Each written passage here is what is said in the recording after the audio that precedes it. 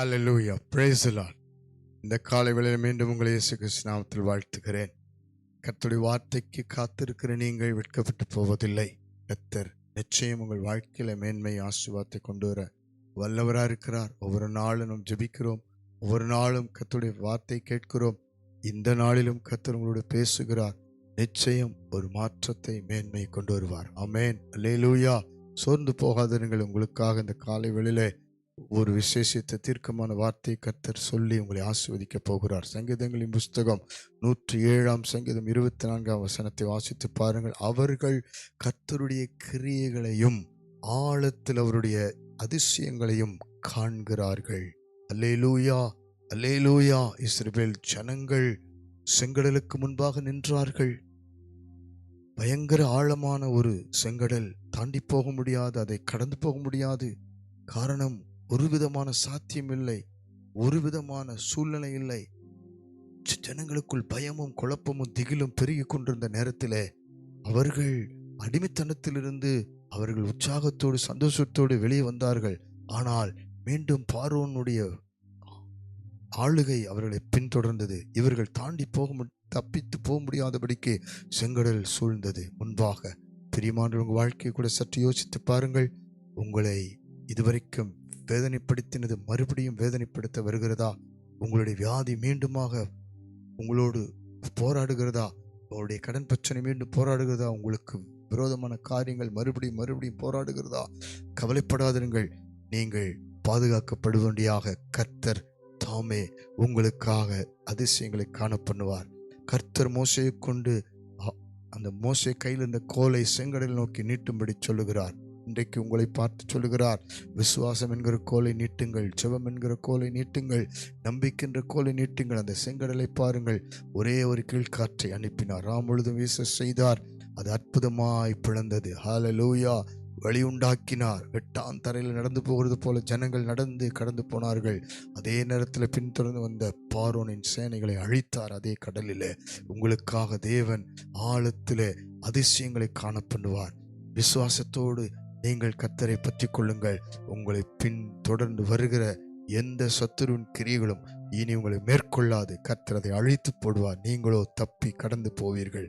ஹல்லேலூயா. வழி உண்டாக்குவார். அது மாத்திரமல்ல, லூக்காவின் புஸ்தகம் 5 அதிகாரம் 4 5 வசனத்தை வாசித்து பாருங்கள். இயேசு அந்த கடற்கரையிலே சீமோன் பேதுருடைய படகில் ஏறி பிரசங்கம் பண்ணி முடித்த பிறகு சொல்லுகிறார், ஆழத்தில் தள்ளி கொண்டு போய் வலையை போடுங்கள். ஆலோசனை கர்த்தருக்கு நீங்கள் செவி கொடுங்கள். சில ஆழங்களை கர்த்தர் நமக்கு ஆசீர்வாதமாய் வைத்திருக்கிறார்.